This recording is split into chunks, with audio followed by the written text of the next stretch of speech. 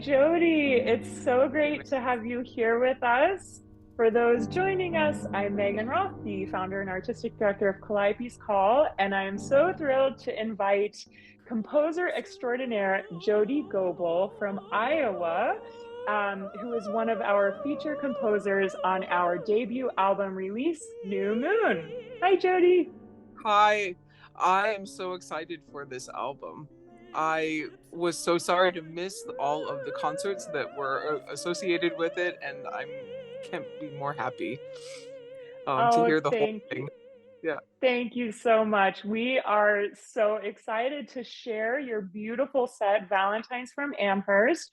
And I believe, correct me if I'm wrong, this is the first time they've been performed for mezzo in the mezzo version. that's right. That's right. Wonderful, wonderful. Well, for our audience, wanted to ask you a few questions. Sure. First, how did you find your way to art song? I found my way to art song through being a collaborative pianist and playing a bunch of different people's art songs. Um, I I've always thought a little bit if it hadn't been music, it would have been something to do with words. I really love words and interacting with words. So when I found out as a junior in college that there was this thing that was essentially fusion of words and music in this really intimate word by word way, I was totally hooked. So Wonderful. I stopped playing for violinists and flutists and I started playing for singers.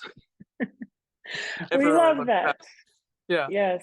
Oh, that's fantastic. And for this set, Valentine's from Amherst, love the title of this set. I imagine you titled it this way because Emily Dickinson was from Amherst, Massachusetts. Absolutely.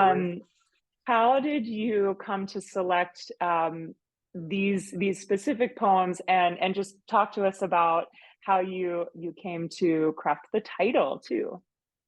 Well, like this cycle started as a little orphan poem, the very first one, "The Come Slowly Eden," which I wrote to complete a set that one of my students was singing on their senior recital, and they were doing a set of like a mixed composer set of Dickinson, and I was like, "Well, I'll write you one," and I did. Mm.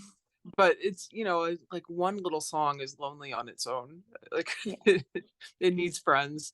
So, and I remember thinking at the time, and this was really before all of the new research about Dickinson's legacy and her private life and all of the people who kind of conspired to keep that private from us. It was before any of that hit. It was before Wild Nights with Emily came out on Netflix or any of that. So I remember looking at the poem and thinking, this is so much about a relationship with another human being. This is not metaphorical. It's not one of those like life or death allegories that she's always been in the public eye for writing a lot of. It's like, this is Mhm. just about another person. And I went Yeah. looking for other poems that were just about that. Mhm. So that's where the Valentines comes from. Like these are Wonderful. these are songs by or poems by a person to another person. Yeah. So when you were selecting the poems for Valentine's from Amherst, did you craft any sort of dramatic arc through those six songs that were the ultimate set? Wow, that's a big question. So I, on some level, I picked poems that I liked. It, but it did occur to me, okay, so there's this narrative arc. If you're doing like a big form, like a novel or a screenplay or something like that, that the people who advise you how to write these things say that you should lead your main character into more and more distress as you go, like greater and greater distress, and then finally there comes a point where that gets to release in some way. So the beginning of the cycle is sort of like an invitation. It's sort of sultry.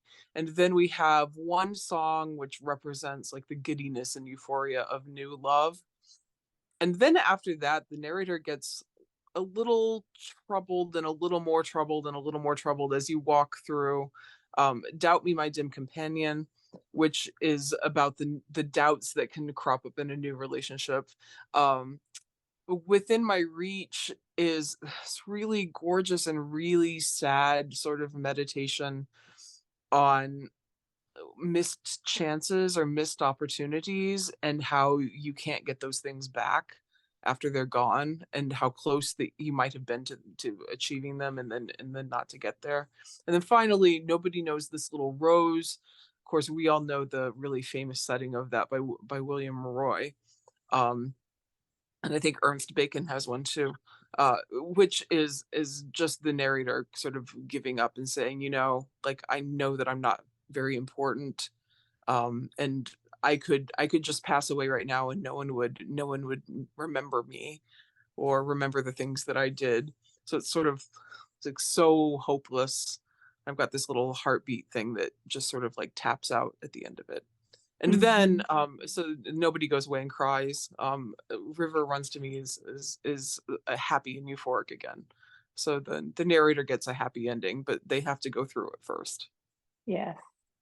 Uh, any final parting words for our listeners?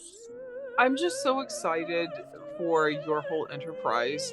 And I feel really close to it in a weird way, even though I'm half the continent away, because I spent 15 years in Boston, and that whole community is really near and dear to my heart. So Oh, well, yeah, thank you so much, Jodi. And we can't wait to get this out into the world and share your music. so exciting. Congratulations. Thank you so much.